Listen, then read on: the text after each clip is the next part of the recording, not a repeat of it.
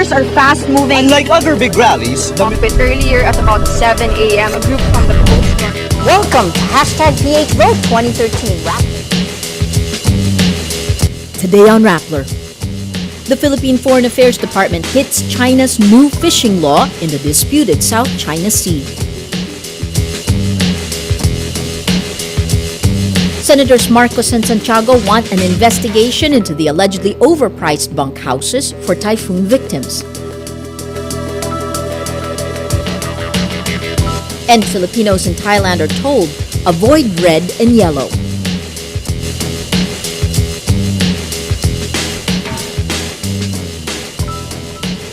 Hello, I'm Maria Ressa. Welcome to Rappler, your social news network. The Philippines on Friday slams a new Chinese law that requires foreigners to seek China's permission to fish in the disputed South China Sea. In a statement, the Philippines Department of Foreign Affairs, or DFA, asks China to clarify the new fisheries law issued by the Hainan Provincial People's Congress.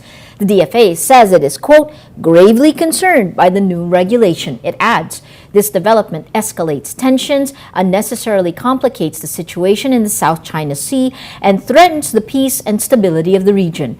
The DFA says the new regulation is, quote, a gross violation of international laws protecting the freedom of navigation and the right to fish in the high seas. The Philippines earlier filed a historic case against China over disputed portions of the sea. China's 9-dash line, which it uses to claim the entire South China Sea, overlaps with the Philippines' 200-mile exclusive economic zone, or EEZ. The Philippines Defense Department says it's ready to protect the country's EEZ. 2 months after Super Typhoon Yolanda, international name Haiyan, wreaked havoc across central Philippines, the Philippines says it wants the United States to grant duty-free access to certain products from typhoon-hit areas. The typhoon damaged billions in crops and paralyzed sources of livelihood. Damage to agriculture is pegged at 18.35 billion pesos, while infrastructure damage is at 18.34 billion pesos.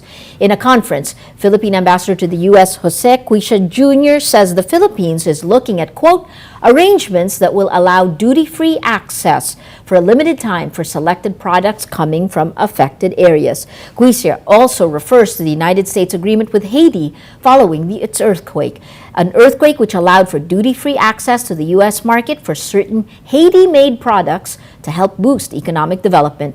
To rebuild typhoon-hit areas, the Philippine government says it needs 360.9 billion pesos in a span of 4 years. The U.S. is one of the Philippines' largest donors in rehabilitation efforts, pledging 2.72 billion pesos in donations for Yolanda survivors. Senators not satisfied with Malacanang's explanations want to conduct their own investigation into the allegedly overpriced and substandard bunkhouses for typhoon victims. Senators Miriam Defensor Santiago and Bongbong Marcos filed separate resolutions Thursday calling for a Senate investigation. Marcos says the investigation is crucial to, quote, make sure that the victims of Yolanda will no longer be victimized further by corruption and abuses perpetrated by the callous culprits. Santiago, Marcos, and Senator J.V. Ejercito want the chamber to look into the report of the Camp Coordination and Camp Management, or CCCM group. CCCM says the temporary shelters don't comply with international standards. Rehabilitation Secretary Ping Lacson is also looking into reports that at least one politician in the typhoon-hit area is colluding with contractors and discussing commissions of 30 to 35% of the cost of the bunkhouses. In a resolution, Santiago says the national government owes local and international typhoon relief donors transparency and accountability, and therefore must ensure that typhoon victims should receive relief by observing internationally recognized standards and best practices. Santiago also suggests amending laws like the Government Procurement Reform Act. Haiyan killed more than 6,000 people when it devastated the Visayas on November 8. It flattened entire towns and cities and left millions homeless. President Benigno Aquino thanks ambassadors for aid from their countries to the Philippines after Haiyan. During the 27th Van de Honneur, an annual tradition to mark the new year, Aquino says the act of kindness shown to the Philippines will not be forgotten. Many of the nations you represent have been our partners not just in overcoming one calamity, but in addressing the challenges that arose in the wake of many others. For some other nations represented here today, you came to our assistance after Yolanda. By doing so, you opened a new chapter in our relations. To everyone gathered here, it is with a sincere sense of gratitude that I tell you, the Filipino people remember who their friends are. Filipinos never forget an instance of kindness and will constantly look for ways to repay those who stood by them in the most difficult times. In our language. After Haiyan, the international community rushed to help with total foreign aid, both in cash and non-cash, now at 23.8 billion pesos. The Philippines bans the use of lead in a wide range of consumer products after years of campaigning by environmentalists. Environment Secretary Ramon Paje announces the chemical control order banning the use of lead in toys, cosmetics, school supplies, water pipes, and packaging for food and drinks, among others. Violators face up to 6 months in prison. Environmental groups welcome the move and urges the government to strictly enforce the ban. The World Health Organization says the widespread use of lead caused environmental contamination and health problems. The Philippine Embassy in Bangkok tells Filipinos traveling to Thailand to steer clear of red or yellow items to avoid getting caught in the political unrest there. The red and yellow colors are closely identified with the parties involved in the political conflict. In a travel advisory, the embassy says participating or showing support in any form to any of the parties is strongly discouraged. The protests aim to overthrow the government of Thai Prime Minister Yingluck Shinawatra, sister of ousted former leader Thaksin Shinawatra. Thaksin's overthrow in 2006 was followed by years of street protests by the royalist Yellow Shirts and Thaksin supporters known as the Red Shirts. The embassy also repeats an earlier warning for Filipinos to avoid non-essential travel to Bangkok. Anti-government protesters announced plans to stage rallies in Bangkok to block February elections called by the government. French President François Hollande says he's considering legal action against the magazine after it said he was having an affair with an actress. In a post on its website, the weekly magazine Closer says the 59-year-old president routinely drives through Paris on his scooter to spend the night with 41-year-old actress Julie Gaillet. The website says its print edition will feature photos of this alleged relationship. Hollande criticizes the report as a, quote, attack on the right to privacy.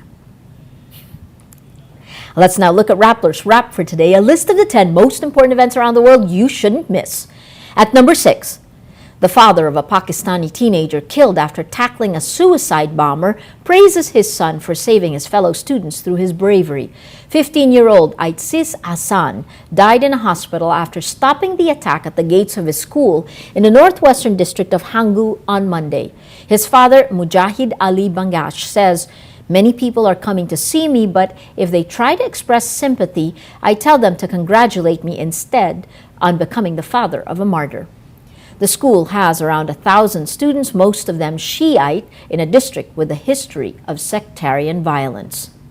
At number 7, Afghanistan on Thursday says it will release alleged Taliban fighters tagged by the United States for the death of more than 100 people, including at least 60 from NATO or the North Atlantic Treaty Organization.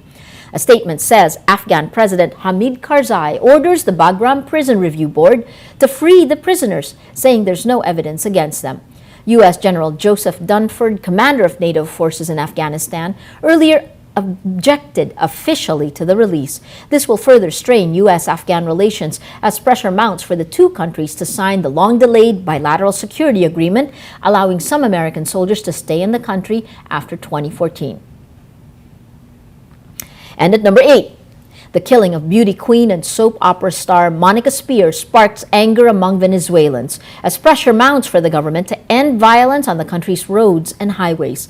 Spear and her ex-husband were gunned down by armed robbers in the Carabobo state Monday night. On Thursday, Venezuelan authorities say 7 suspects were arrested. Monica's aunt, Mary Spear, urges the government to act on the country's high crime rates. CNN reports a nonprofit group that tracks killings in the South American country says there were almost 25,000 violent deaths in 2013. For the full top 10, visit Rappler.com's The Wrap.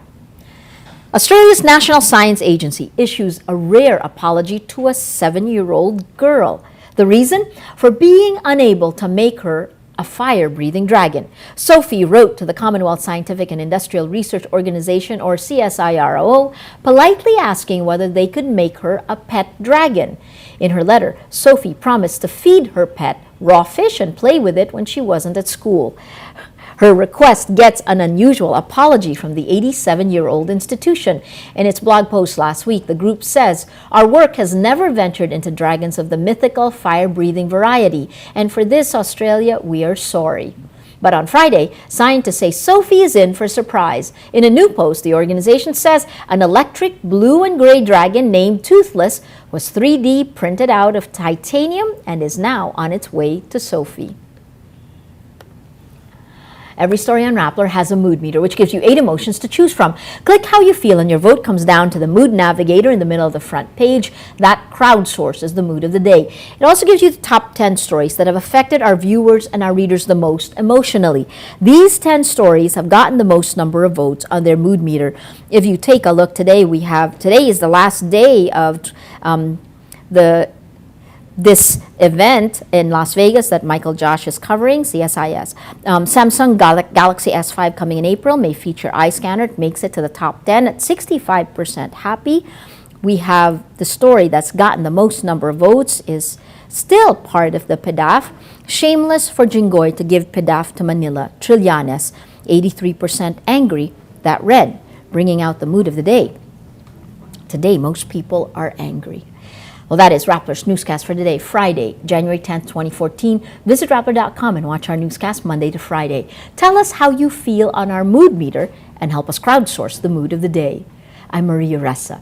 As we say at Rappler, tomorrow begins today.